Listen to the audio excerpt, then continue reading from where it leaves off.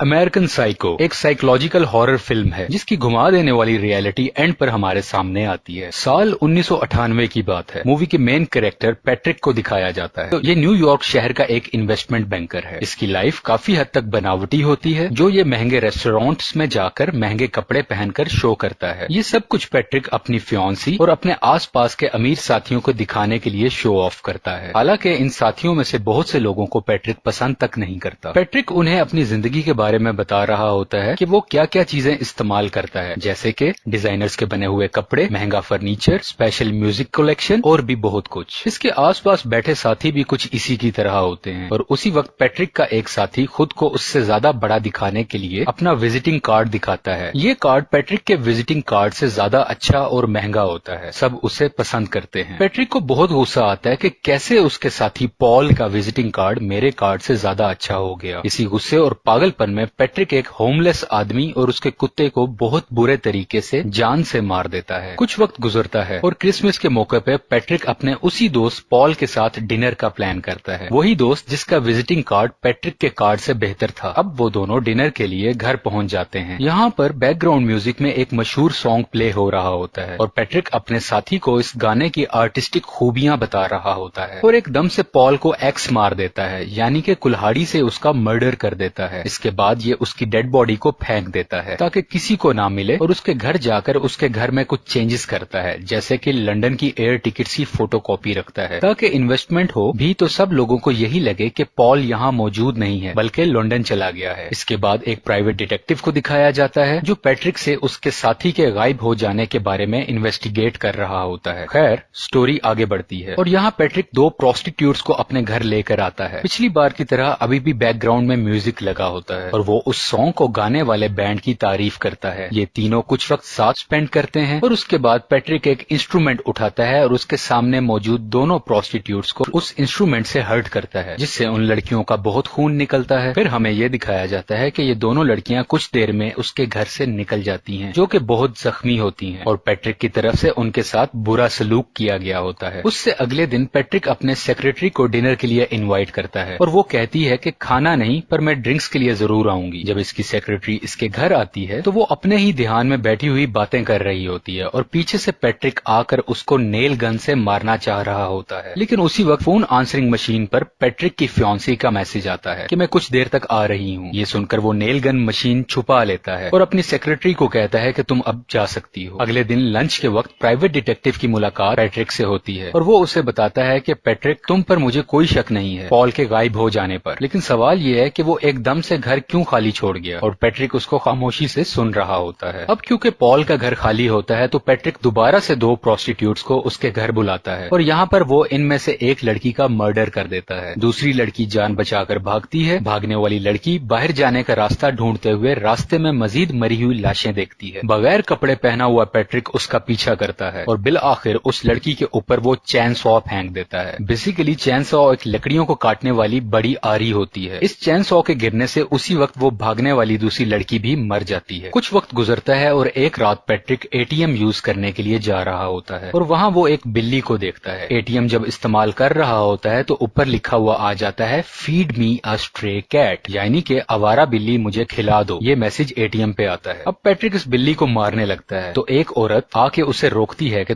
तुम इस मासूम बिल्ली के साथ क्या कर रहे हो, और पैट्रिक उस औरत को शूट कर देता है। इसके नतीजे में पुलिस पैट्रिक का पीछा करती है और पैट्रिक अपना पीछा करने वाले 4 पुलिस ऑफिसर्स को भी मार देता है। पैट्रिक ने जो अब तक किया होता है उस पर उसे बहुत अफसोस होता है। इसी वजह से वो अपने लॉयर को कॉल करता है और सारे मर्डर्स का कन्फेशन करता है, यानी कि वो खुद को गिरफ्तार करवाना चाह रहा होता है और कबूल कर लेता है कि उसने ये सब कत्ल किए। ये सब बातें पैट्रिक के लॉयर के फोन रिकॉर्डिंग मशीन में रिकॉर्ड हो रही होती क्योंकि लॉयर अभी फोन के पास मौजूद नहीं होता है। अब पैट्रिक की मुलाकात फिर से प्राइवेट डिटेक्टिव से होती है जो पॉल के मिस होने की इन्वेस्टिगेशन कर रहा होता है। वो पैट्रिक को बताता है कि उसके सोर्स ने लंदन में पॉल को कुछ वक्त पहले देखा, जिसका मतलब है उसका मर्डर नहीं हुआ और वो जिंदा है, बस किसी को बताए बगैर लंदन चला गया है। ये सुनकर पैट्रिक बहुत डिस्टर्ब हो जाता है, बहुत परेशान होता है कि ये कैसे हुआ, मैंने तो खुद उसको मार दिया था। अगले दिन पैट्रिक पॉल के घर जाता है ताकि अगर वहाँ कोई मेरे किए हुए मर्डर के सबूत भी हैं तो मैं उन्हें गायब कर दूं, लेकिन वो घर खाली होता है और किसी ने उसे काफी दिनों से बेचने के लिए लगाया होता है। प्रॉपर्टी स्टेट डीलर से पता चलता है कि ये घर पॉल का है ही नहीं और एक बार फिर हम पैट्रिक के चेहरे पर परेशानी देखते हैं। दूसरी तरफ ऑफिस के अंदर पैट्रिक की सेक्रेटरी देखती है कि पैट्रिक ने अपने ऑफिस के डॉक्यूमेंट्स के अंदर मुख्तलिफ मर्डर्स की ड्राइंग बनाई होती हैं जो बहुत ब्रूटल और दिल को हिला देने वाली पिक्चर्स होती हैं। अब नया दिन आ जाता है और रेस्टोरेंट में पैट्रिक अपने वकील से मिलता है और वो उसे याद करवाता है रिकॉर्डेड कॉल का और दोबारा से कन्फेस करता है पिछले कुछ दिनों में मैंने बहुत से लोगों के मर्डर किए। उसका वकील पैट्रिक पर हंसता है और कहता है कि पैट्रिक तुम मेरे साथ जोक कर रहे हो या मुझे फूल बनाने की कोशिश कर रहे हो। ऐसा हो ही नहीं सकता क्योंकि उसने कल ही पॉल के साथ लंदन में डिनर किया था। पैट्रिक बहुत कंफ्यूज और थक चुका होता है। ये सब सुनने जानने के बाद कि पहले पॉल के जिंदा होने का प्राइवेट डिटेक्टिव ने बताया और अब उसके वकील ने भी, पैट्रिक कुछ समझ नहीं पा रहा था और वो अपने घर आ जाता है। बेसिकली पैट्रिक ये सब होने वाले मर्डर्स की हेलुसिनेशन कर रहा होता है, यानी कि किसी ऐसी चीज को रियल समझना जो एक्चुअल में एग्जिस्ट ही नहीं करती। ये सब इसका ख्याल था क्योंकि ये इन सब मर्डर होने वालों से नफरत करता था और इन्हें नुकसान पहुंचाना चाहता था किसी तरह भी, और उसने अपने माइंड में ही एक दुनिया बना ली कि उसने सबको मार दिया। बेसिकली ये सब पैट्रिक का मेंटल डिसऑर्डर था। मूवी यहीं पर खत्म हो जाती है। आपको पसंद आए तो प्लीज लाइक कीजिएगा। Thank you for watching.